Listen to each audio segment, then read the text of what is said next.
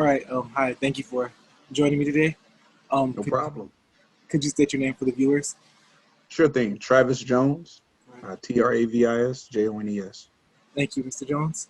Mhm. Um, First question: if you could spend a day with anybody in history, who would it be and why?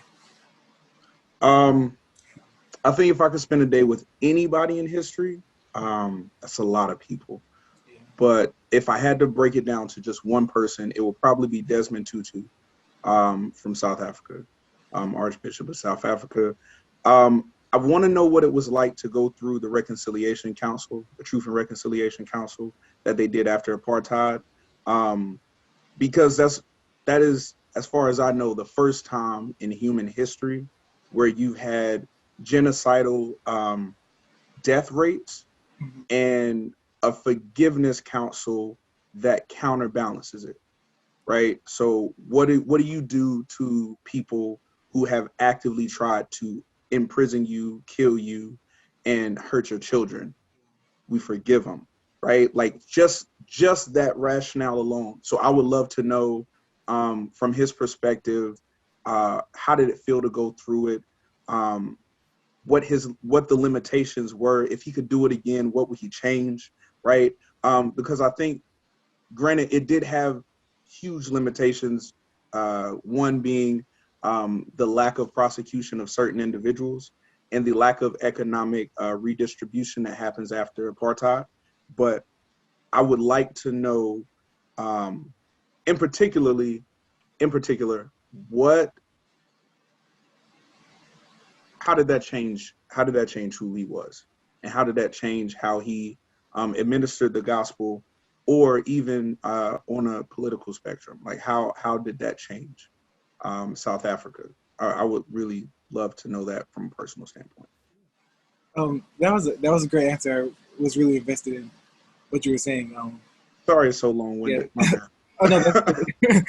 Yeah. I wanted the same thing, and yeah. But okay. So the next question: what would you like to see change in Durham as it pertains to social justice, racial equity, or the African American community in general? Okay. All right. So I lived in Durham from the time I was 18, right, to a grown man. So back in 2008, I moved to Durham. It was a totally different city than it is now. Um, but I've noticed that the greatest amounts of change have not been in the communities that are historically full of people from Durham, right? Um, and the amount of equity that has happened downtown has not been,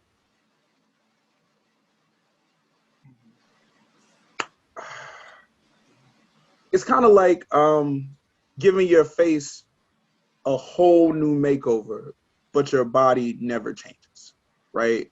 And so you walk out and you're like, oh, I'm a model. But the only thing that has changed is up here, right? Everything else is still, right? And I feel like African American communities in Durham have just been left to, because all the focus has been put on downtown, where large portions of African Americans do not live, right? They've been pushed out, they've been marginalized, and they haven't been compensated for the difference, right? Yeah. So I would love to see um, economic incentives pushed towards neighborhoods that would normally not have them, right? So if a business comes into Durham, right, because now Durham is the hot spot. So if a business wants to come into downtown Durham, cool, right? But you need to have something in place that's going to impact positively our communities that have been in Durham for hundreds of years, right? For the past 100 years, like, we need to have something in place to where you're putting a rec center in certain communities. You're putting, you know what I'm saying? Like actual institutions, because I don't believe in like giving people money, but I do believe in giving people institutions and access to knowledge, right? A lot of times it's the access to knowledge that really keeps people from, I'm not going to say reaching their full potential, because that would implicate that, like, I want to tell you what your potential is and I don't know everybody, so I wouldn't. But it limits your access to certain things, right? And so we have to open up that access. We have to open up access to trades. We have to get people educated on how trades even work. I teach, so I'm teaching in Greensboro right now, but I used to teach in Durham. One thing I always tell people is trades make money. Like, if you can make money with your hands, you can make money, but who's going to teach you how to make money with your hands, right? We got all this construction going on. Who's going to teach you construction, right? How can we get our youth involved in activities that will literally translate into money with the proper education, right? So I would love to see businesses invest in internships for our kids, our inner city youth, right? Because if you can educate kids and if you can give kids access to opportunities, then you can actually empower, especially in Durham, because, hello? Yeah. Okay, my bad. I froze for a second. I was like, uh-oh. But especially in Durham, because our history is so dense in pride, right? Like the history of Durham is one of the greatest histories of African American success in America, right? And so to continue that, we have to continue to invest in the youth who are our stakeholders. And institutional investment has to be at the forefront. I don't know no other way to say it. Institutional investment has to be at the forefront. We can't just let downtown be the shining light, because all of Durham is the shining light. Sorry that was so long-winded. Oh, no, that was really good too.